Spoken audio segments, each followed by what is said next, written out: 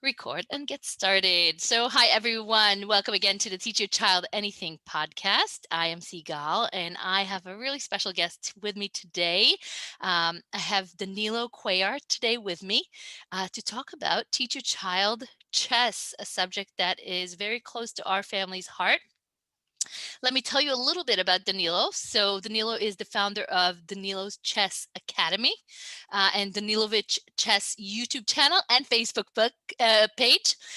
He has been passionate about chess ever since he was 12 years old. I want to hear all about that.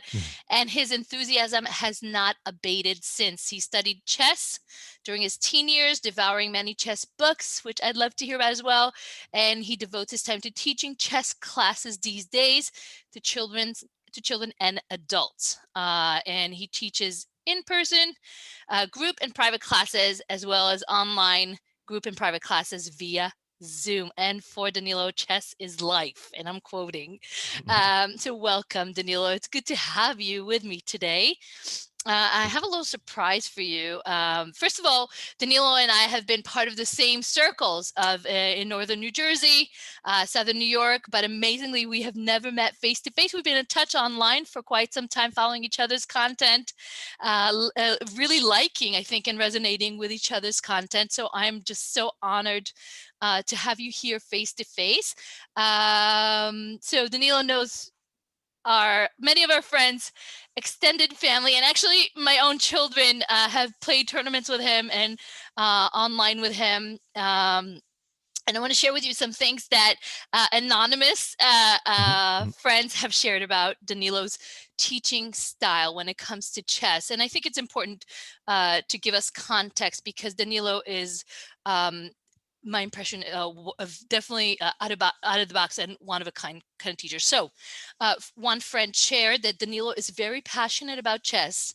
He loves all styles. He's a gifted teacher. He's always, perhaps unconsciously, guiding others in chess. He is humble and encouraging. This is one of the quotes. And another one is Danilo, he's very gentle and patient with the kids. He really cares about each child's progress. His passion for chess really shines through in his teachings, and his students really love him. Chess is more than a game to him, it's a life skill, and he tries to embody that and teach the kids that while also making it fun and competitive. So Wow. this should give you a little bit of context about Danilo's teaching style. You're blushing. Cool. So nice to hear. I think it's well deserved, Danilo. So let's get started. When and how did you get started with chess?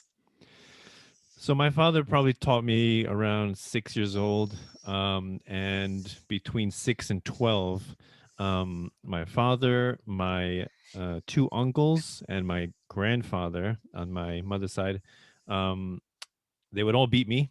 I would play them. I'd play my father pretty often. He would always beat me. I'll play my uncles, family reunions. They would always beat me. My grandfather. I actually thought my grandfather was a grandmaster. I thought he was so good. I'm like, wow, this guy must be a grandmaster. I didn't really actually understand what that term meant, but when I turned 12, to me, that was like a turning point in my life in many ways, not just chess. Um, I remember one day just waking up and I said, I want to play. I told my father, I want to play you in a game of chess. And we played. And I remember the exact position to this day, what that position was. And we drew. It was a stalemate. And from then on, I started reading a lot of books. I started playing online. This was like the mid and late 90s. Read a lot of books, played a lot online, and I went to chess tournaments. And I had a chess tutor for about a year. But I would say I'm largely self-taught. I got a lot of books really, and I was just reading, and and then my father, my uncles, and my grandfather were never able to beat me, and so guess what?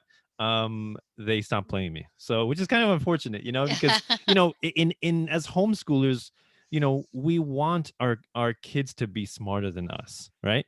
In anything that we teach them, right? And so I think it's kind of tragic when like family has that approach that if you can beat me, I don't want to play you anymore. I don't want to challenge you anymore. It's like, so I don't know. I thought that was a strange reaction to that. And I tell my kids, I look forward to when you can beat me. I look forward to it. And Do actually, they try? just a side note, every time we meet a new family, my daughter, who's 8, I have an 8-year-old girl and a 10-year-old boy, and they're both very good. They're both probably equal strength, and they're pretty competitive. And my daughter always says, without fail, every new family we meet, I beat my father twice in chess. And that's true. She beat me twice. And I have a bet with my kids that if they can beat me, I'll give them $40 for every game that they beat me. And so she beat me Mm, twice. So I have $80 debt. a picture on Facebook. No, I paid her. I have a picture on Facebook of her holding up her money because she beat me twice. So the first game was I committed a mistake that the most beginners commit, which is once you're ahead, you kind of relax. Ahead of material, you just relax and you think that the game is going to be easy, right? I was ahead like a queen, bishop, rook, things like that. All she had was one rook, and she went down the back rank. My king couldn't go anywhere. I lost my queen, lost my rook, I lost my bishop. Checkmate, back rank checkmate. She was like jumping up and down. She was so happy.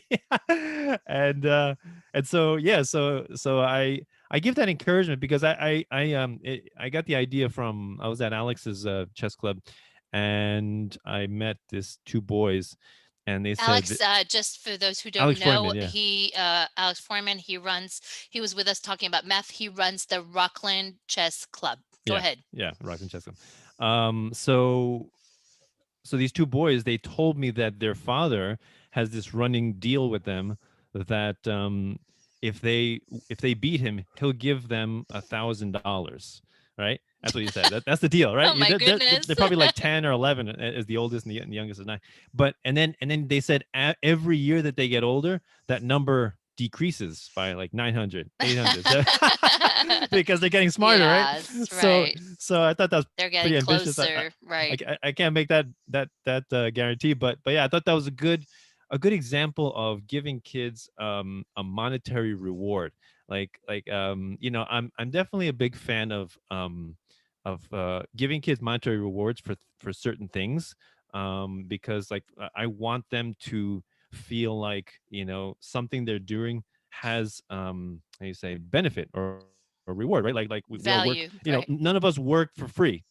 We Yeah, work and we want to get compensated, and I think that's a great lesson to give to kids. And so I'm trying to use that incentive not only to improve their chess but also teach them work ethic and professionalism, because they actually help me in my chess classes, and I pay them if only if they do a good job and they're professional in my chess classes. I pay them, so it's like their first job, right? right. So yeah.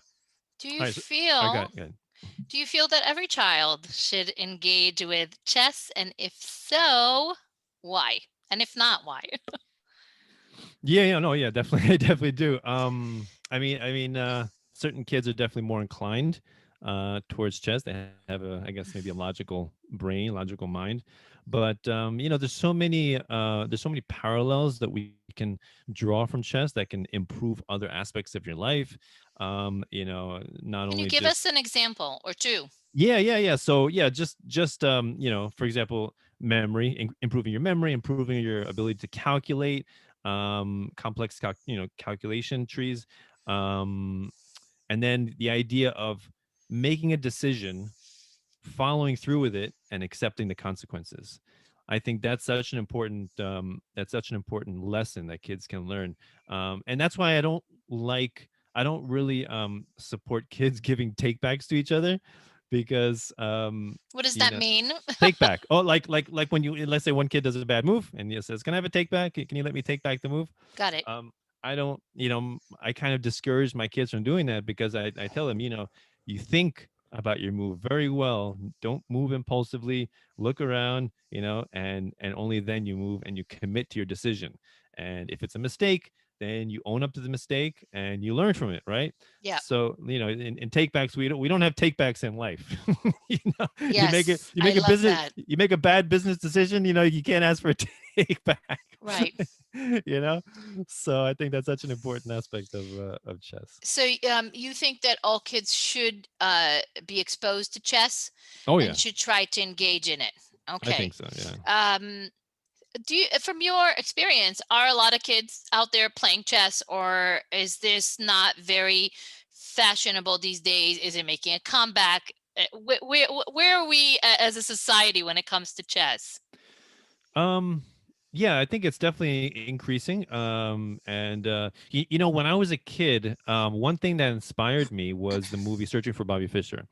And I Yes. checked just yesterday just to see what year that came out. It was 1993, and I got into chess like in the mid and late 90s, and so there wasn't really that many chess movies like that like were very inspirational, Right. and that was one, and it really affected me, and I loved it, and it just, yeah. So and I realized that the past few years there's really been an explosion of chess documentaries, chess dramatic movies, based on real life.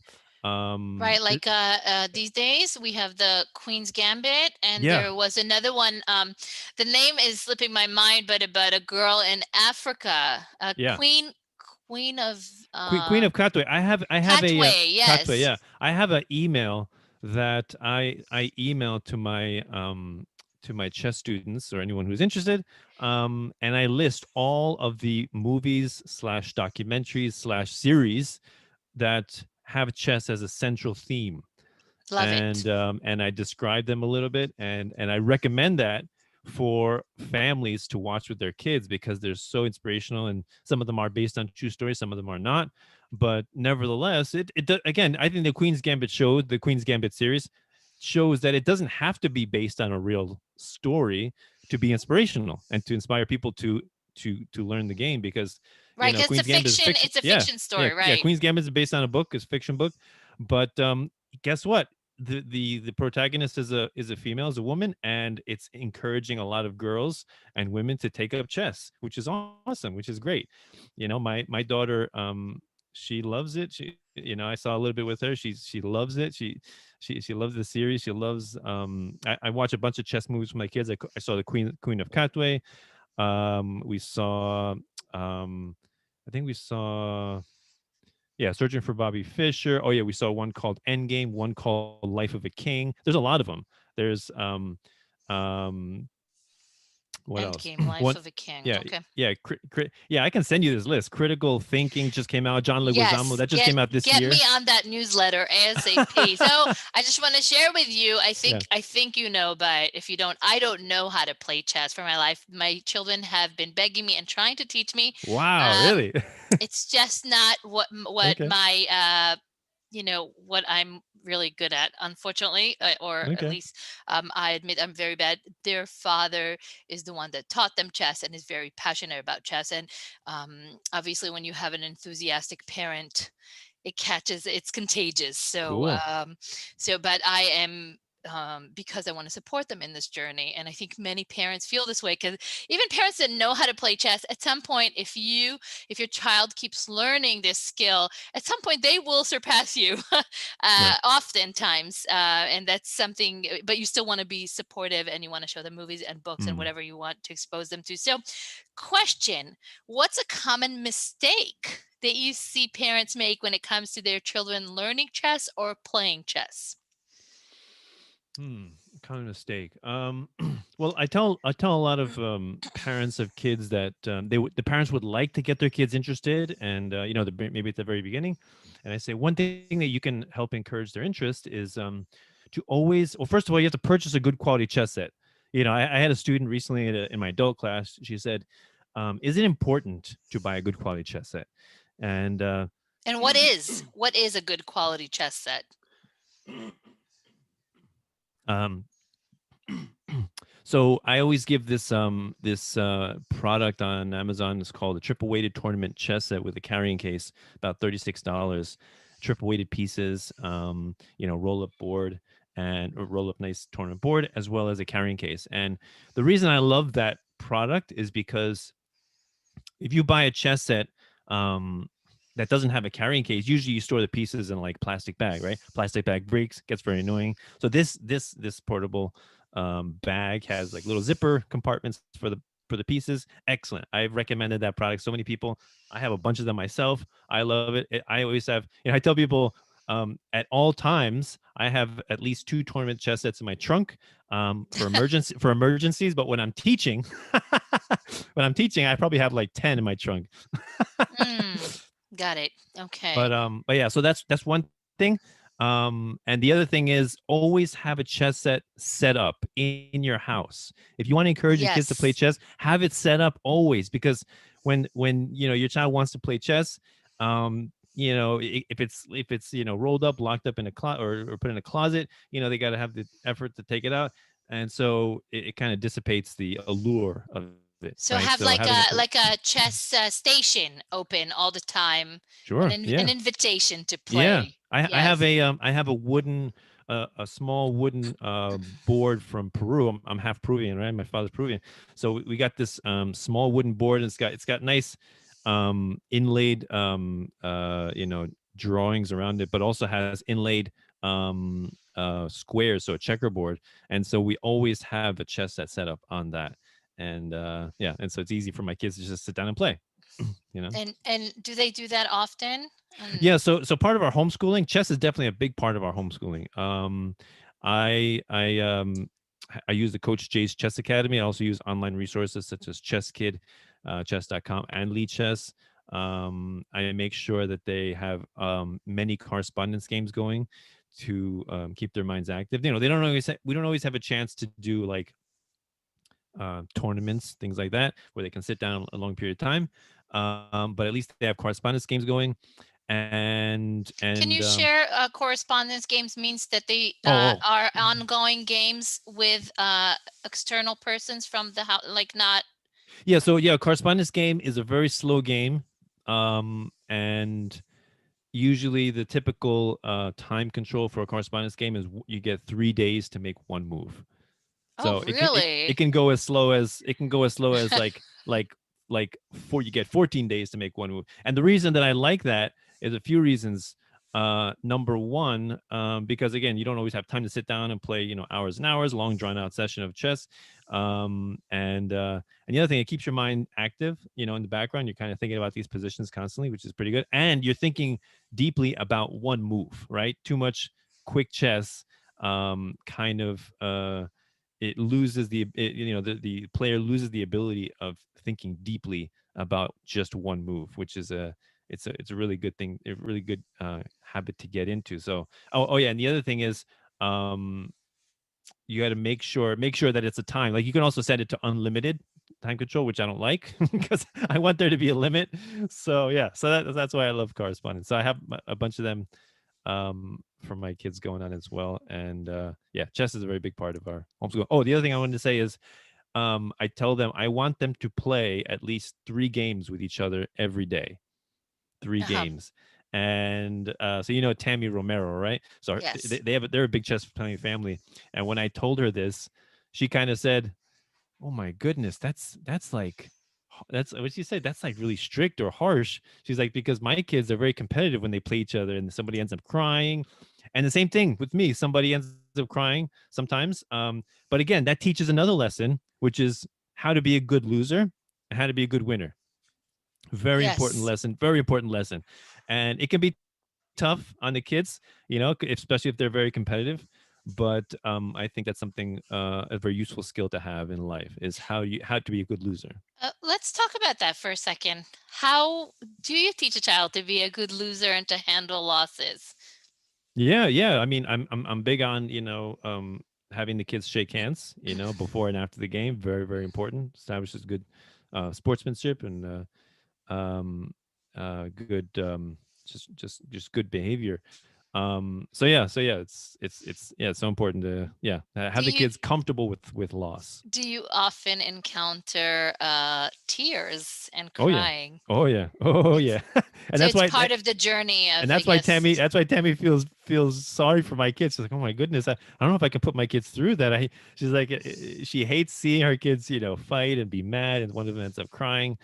But I think in that way, I say chess is life, and that's analogous to life. When something it doesn't go your way, um, you feel bad, you feel really sad about it, and sometimes you end up crying. But you got to pick yourself up and you got to keep going. Yeah. One of my favorite Japanese proverbs is fall down 7 times, get up 8 times. Right. Right. Got it. Okay. Just a second, please. Okay. Yeah. Ema, I don't know. Somebody's making noise somewhere. Okay. So, what are the main difficulties that you notice your students encountering when it comes to engaging with chess, and how, what do you think can be done to overcome these challenges? So granted, you may have beginner students, intermediate students, or advanced students, and they have different challenges, Yeah. but maybe you could chime in about that. Yeah, I can give you some basic things I see, mistakes that beginners do. One of them, especially when they're just beginning, like little kids, they have this idea that the goal of chess is to capture all the pieces. Okay. when the goal of chess is checkmate, right? And so yeah, so that's kind of a funny thing. They just capture all the pieces, and then the other person has a king left, and then what usually ends up happening, because the person who captured all the pieces has so many pieces, then those pieces are so powerful, restricting so many squares. Very often, the other side ends up in stalemate, and it becomes a draw. And it gets sad because I captured all their pieces. That's one thing. The other thing um, is I tell people that chess is a very psychological as well, in that when a beginner sees a possibility either for a check to make a check or to make a capture, the beginner most often does it. They say, I can capture your piece, so I will capture your piece, right? Or I can check, or I will check. And that's not always the correct thing, right? So you have to evaluate each position, and you have to think, does this check or capture improve my position or improve my opponent's position? Because sometimes it will improve your opponent's position, and you don't want to do that. So sometimes I tell my students, if your piece can capture another piece, like of equal value, sometimes psychologically speaking, it's better just to leave it there on limbo. So if you capture, then you're improving your opponent's position. If your opponent captures, they're improving your position. So basically, you want to maintain the tension. And what I tell my students is, people crack under tension, under pressure, right? So you maintain the tension. Like, this is my style of chess. Everybody's got their own style, but I'm very much a positional player.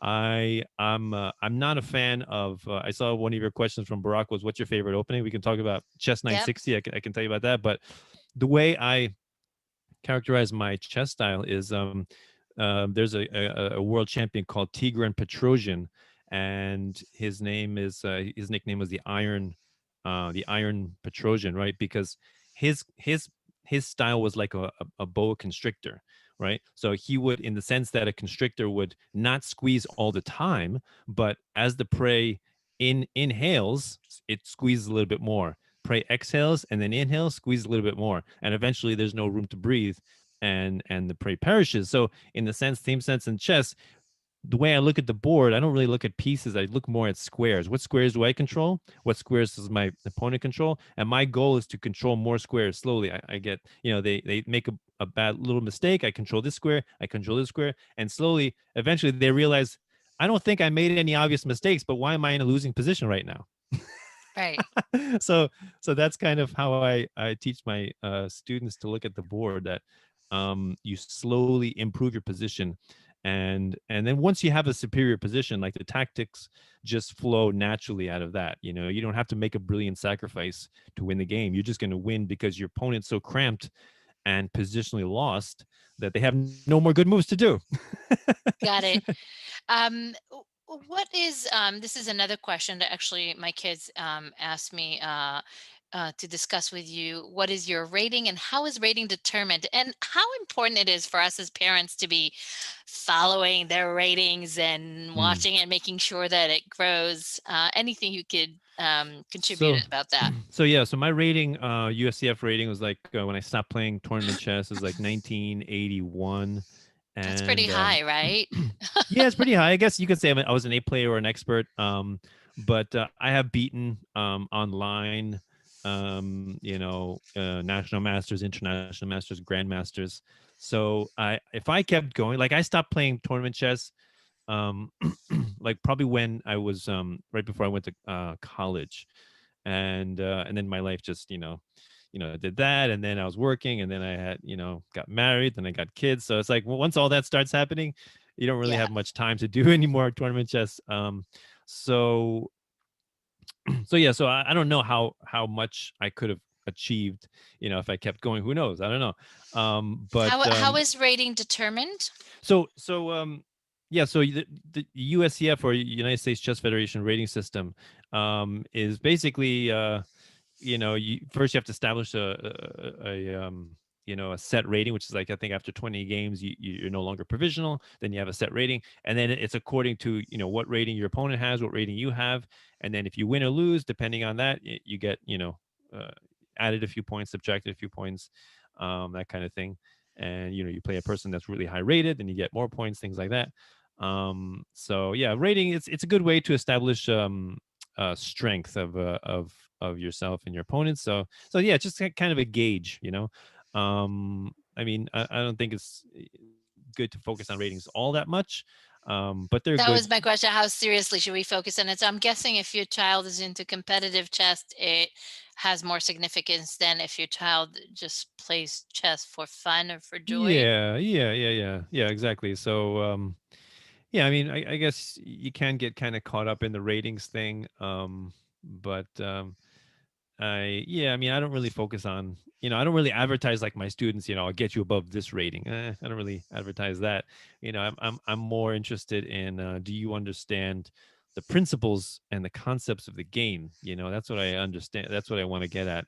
And so, yeah, go ahead. How early, what age do you think is the youngest that children can be encouraged to engage in chess? So I'll tell you, the youngest student that I've had, 4 years old, and I remember How did it go? I was working in this company called the International Chess Academy, and this woman brought in her 4-year-old son, and in my mind I'm thinking, how can a 4-year-old play chess? And then, but surprisingly for this 4-year-old, I think he was a pretty precocious 4-year-old, because he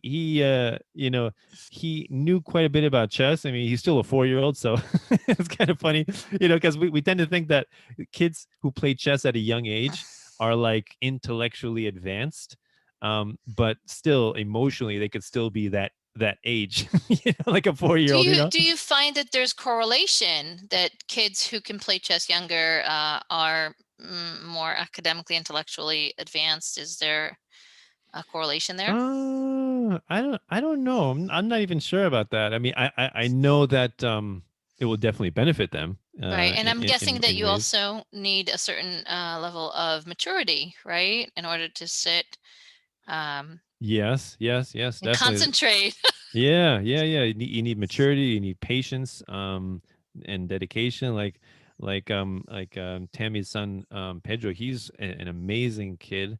He I remember the father would tell me, like, he's worried about his son, because his son, when he was like 7 or 8, he would spend hours and hours playing chess, online, reading books and going over games. And he's like, is this good for him? Like am I somehow contributing to his to not allowing him to be a kid?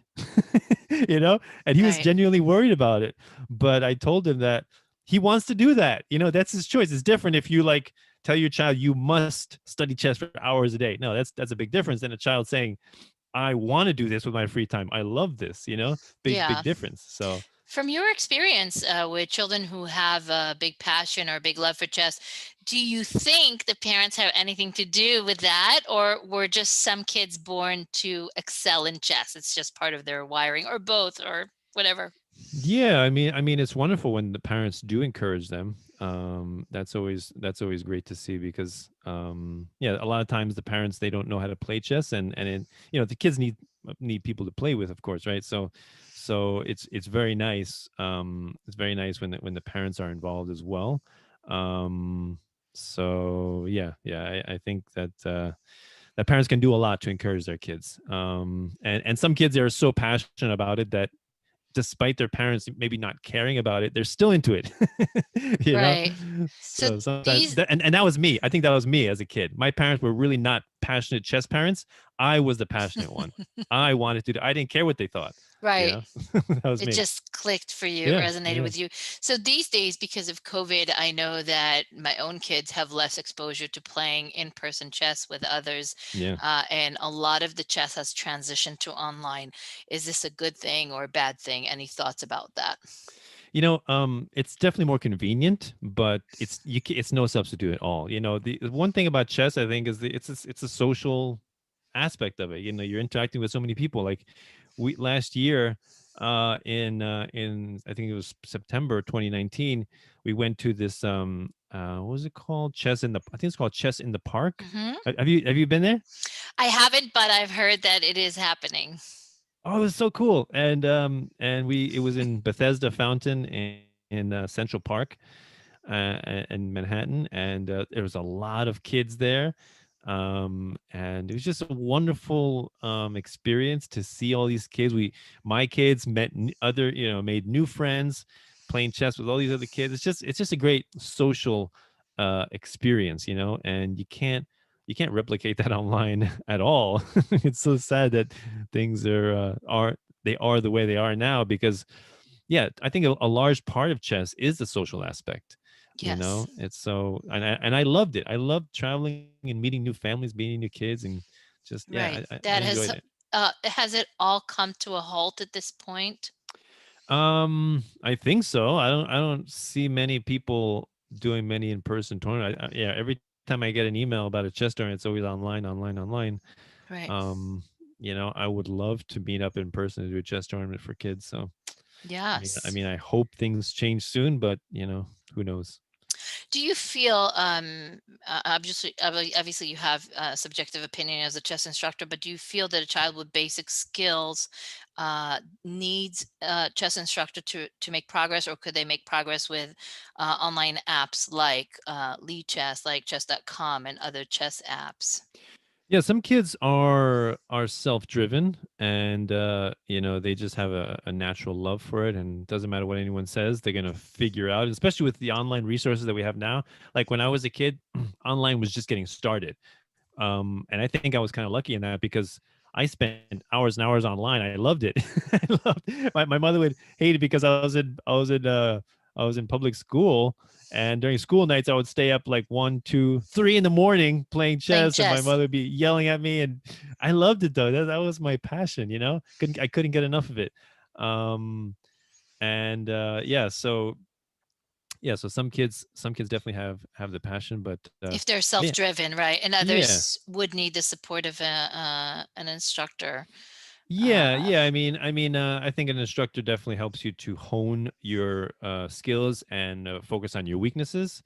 But yeah. So yeah, it really depends on the child. So okay. yeah, Um, okay, go yeah, ahead. you know, go ahead, please. I I was cut just gonna you. say, another thing I thought of was that chess books are excellent and Yeah, amazing. I'm a big fan of books in general. I have an please share. enormous library, you know, and that's one thing that the whole idea of ebooks and Kindle books and things like that.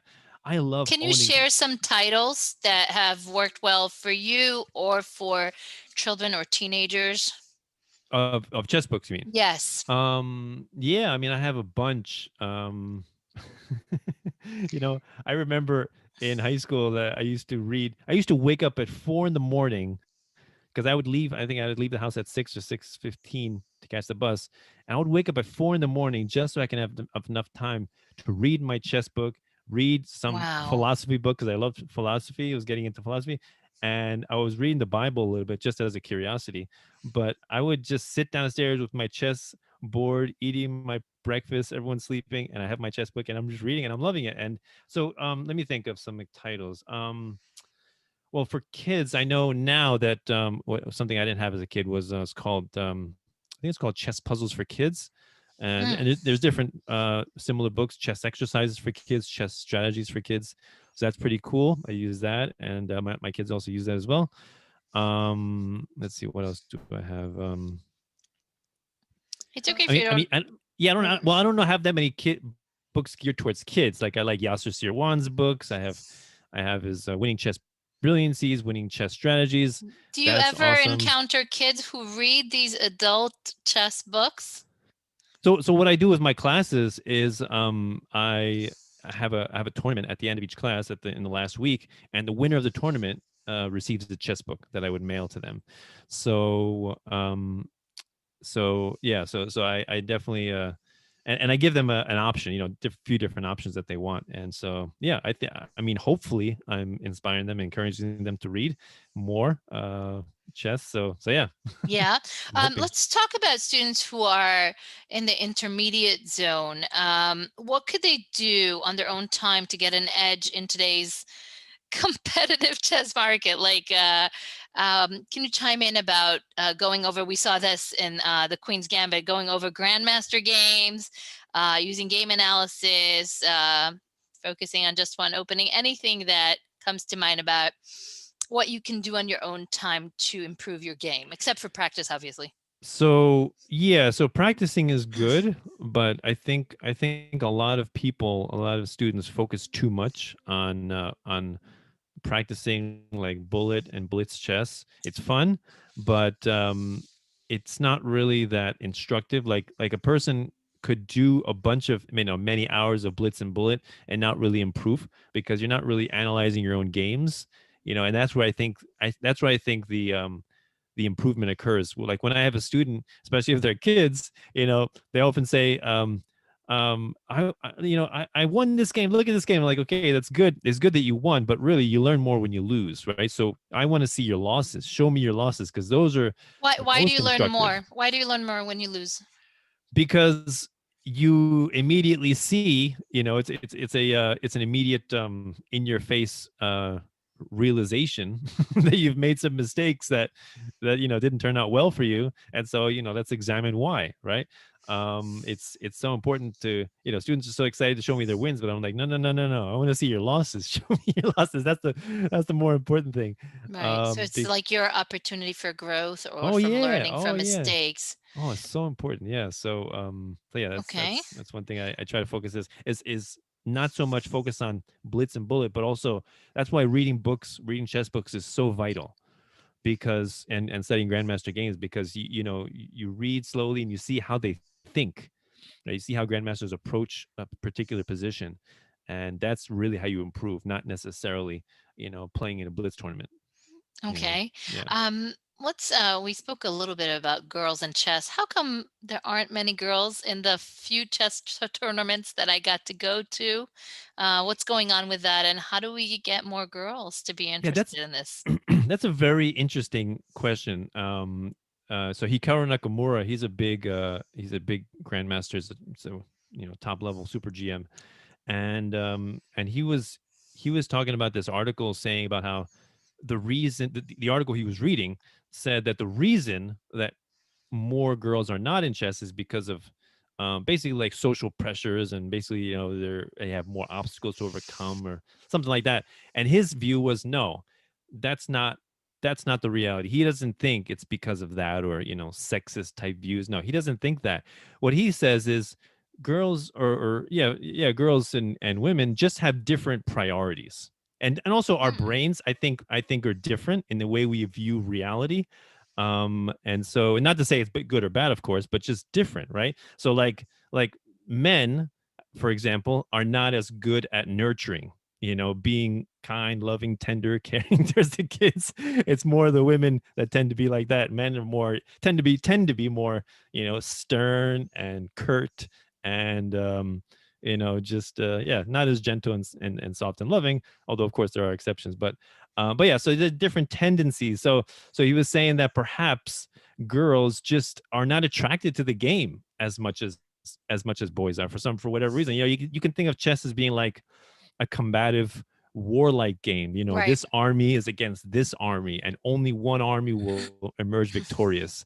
And actually, I'll say one other thing. I mentioned chess is life, and some people draw the analogy that because in chess one person is the winner and the other person is the loser, then that necessarily translates to the economy and life. In that, in business, for example, one person will be the winner and one person will be the loser. And I think that's a completely wrong way of viewing the economy and business. I don't think there are winners and losers. Like there's market transactions, there's exchange, there's improvement, there's development, there's misallocation of resources, but I wouldn't necessarily say winner and loser. It's like when you go into a store and you buy something, you gave your currency and you got something for it. Was there a winner or a loser? No, both people benefited. So Right. in the market, I don't see it as winners and losers, but chess is different. Chess is more like a war, like a battle, Right. Which is So often considered a masculine yeah, so so type so of that so thing. perhaps that's one reason why girls, like for example, why do girls, and I thought this was an awesome example of this. Like they did this study of like baby male chimps and baby female chimps, and they gave like both chimps, they gave like a car or a train and then a doll. And I assume you can guess which chimp chose which, right?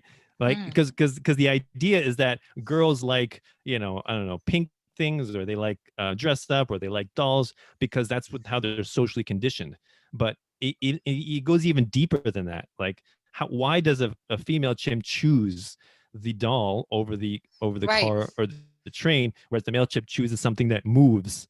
And one explanation is that the female brain, the way they look at the world, is females tend to focus on facial expressions and warm colors, and males tend to focus on things that move quickly. So Yes. it's just fascinating. So that's one reason why I would give why yeah, chess is so much more popular with boys. But at the same time, my daughter is formidable. Mhm. She's a very good chess player and she knows it. And it's very hard for my 10-year-old son to lose to my 8-year-old daughter. And so frequently the tears when they occur, they're from my son losing to my Oh, daughter. that's And an awesome story. and Tammy like loves every time I tell her stories about my daughter. She's like, I love it that your daughter that Serena plays chess. Right.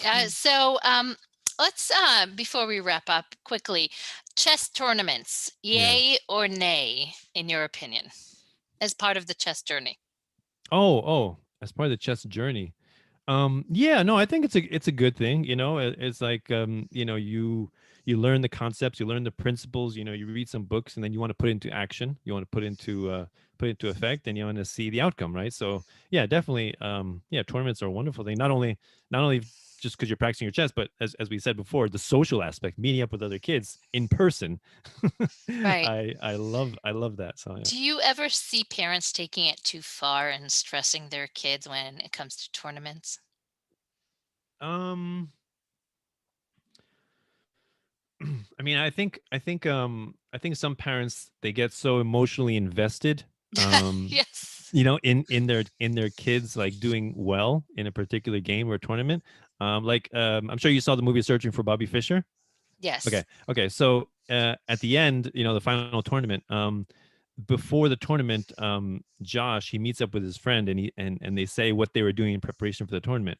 And the other boy's friend is like, you were doing nonstop analyzing chess games and reading and just hours and hours of chess. And Josh is like, what? I went fishing. My father said, no chess books. We're going to go fishing. You're not going to Right. think about chess.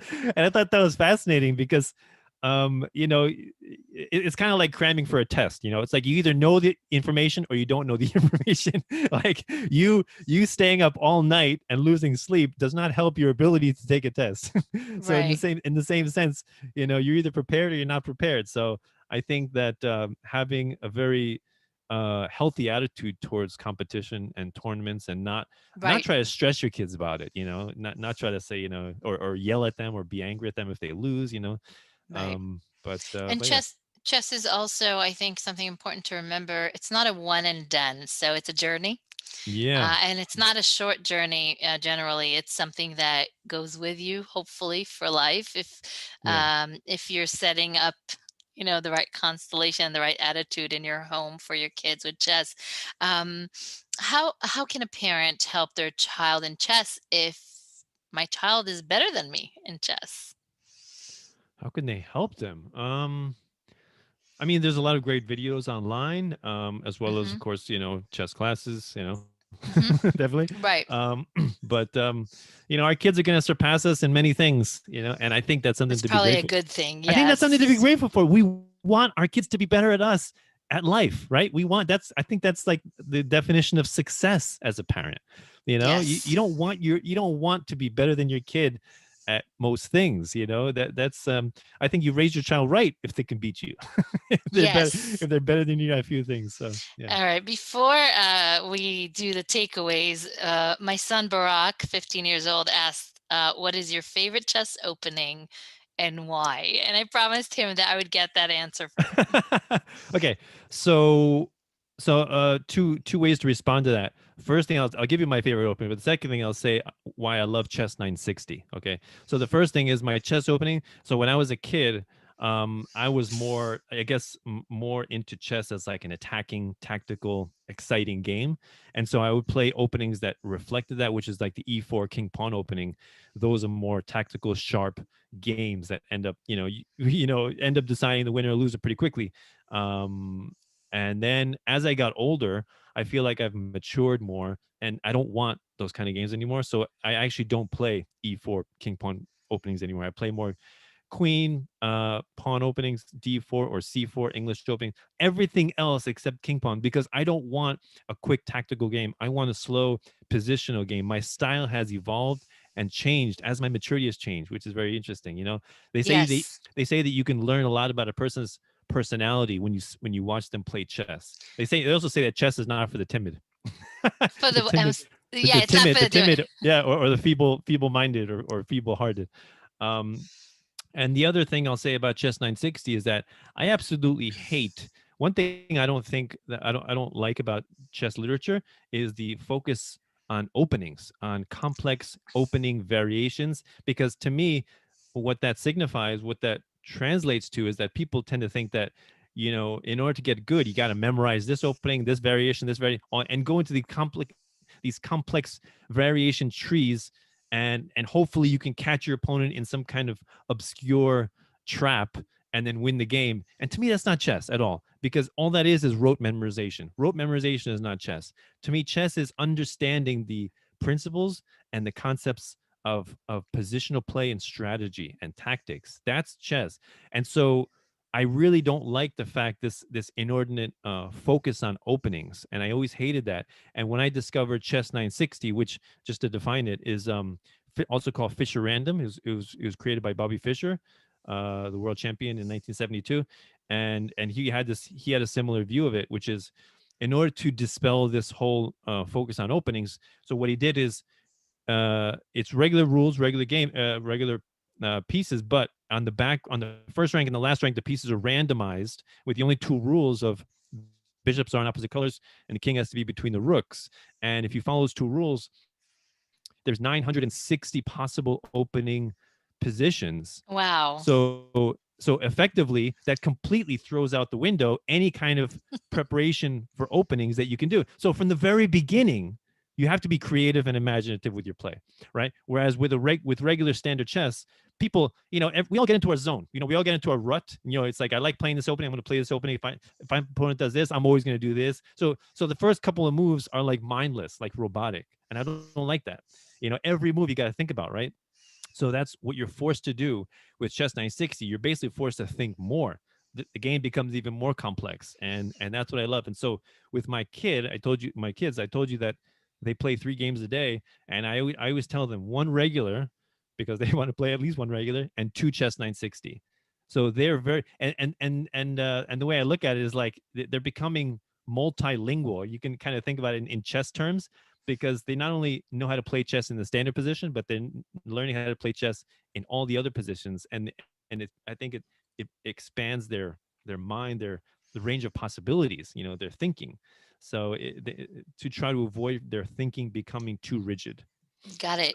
So that's my So, that's my as we wrap up this amazing and inspiring conversation, what are some take-home messages for us parents with children who are interested in chess? Anything that you want us to remember, keep in mind? Any Mhm. sentences we should be saying to the kids about chess or while they're playing? Anything. Yeah. I mean, yeah. No, number one, yeah, don't take it too seriously. It's a wonderful game. It has a lot of great lessons to teach, and I think a lot of those lessons are self-evident. The more kids play chess, the more they inevitably learn these lessons, and definitely focus on good sportsmanship. Learning how to be a good winner and a good loser. Or a good loser and a good winner, because so many people focus on the good loser part, but then the good winner part, Right. that's no good either. Very important. Yeah, Right. so important, so important. So yeah, I mean, just have fun with it. It's a great game. It's so old, and I love it that it's had a revival as a result of this Netflix series. And just interesting trivia note, that as a result of this Netflix Queen's Gambit series, there's been a huge surge in chess set Really? sales, and they're, Huh. they're like sold out. They're sold out. Like you can't find chess sets when you go to places anymore. That's People are amazing. people are buying not only like tournament sets, any chess set they can find, they're buying it up. So it's pretty inspiring to see that. And I've got a lot of people approach me about this Queen's. Have you heard this Queen's Gambit series? It's so cool.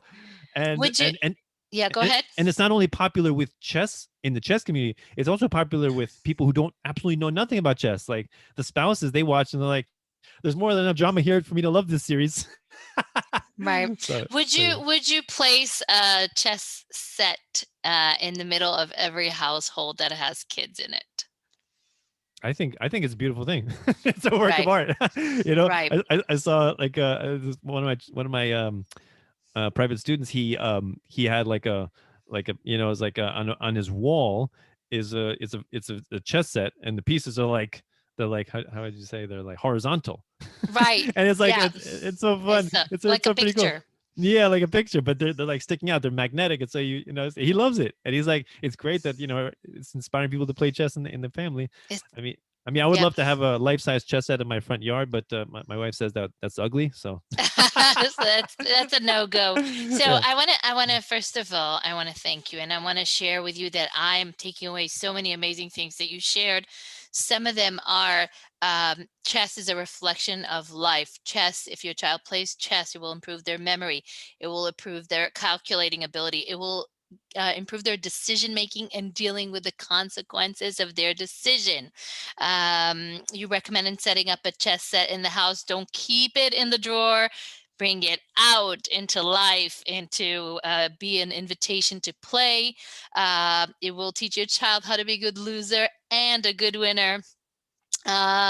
It gets your children to own up to their mistake. Take ownership. If you made a mistake, it's okay. We all make Oh yeah. mistakes. Oh Deal yeah. with it.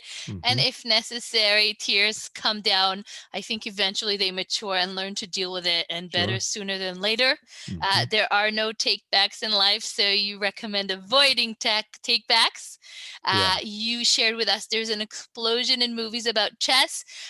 If you follow Danilo in his channels, which he's going to share with us in a second, where you could find him, he shares resources, chess movies, I'm guessing chess books, lots of things going on in the chess world once a parent opens up to it. So, Danilo, if anybody wants to reach out to you, either write you, connect with you, follow you, please tell us where.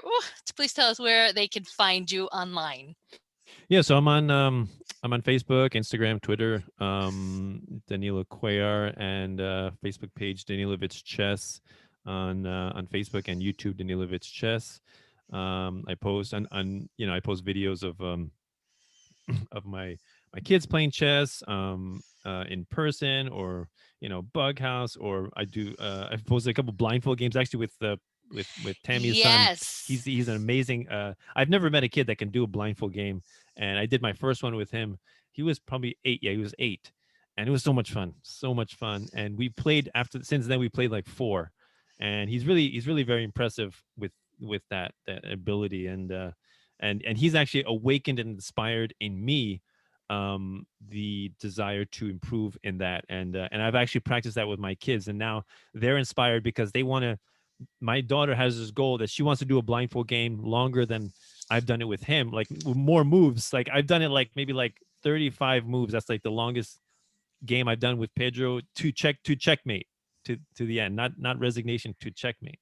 So yeah, very Yeah, inspiring. I think we need to bring Pedro on the podcast to bring Yeah. his side of the story. Danilo, Yeah. thank you so much for inspiring us. You are such an inspiring person when it comes to chess and many other topics, but as far as chess goes, I love what you're sharing online. Please keep doing that because you're giving us parents tools and inspiration to keep this journey going. This is a gift that parents can gift their children. Danilo is available for lessons. Feel free to reach out to him. And thank you very much. To be continued soon in more chess interviews and conversations and dialogue. Thank you very, very much. Thank you so much for having me on. Of course.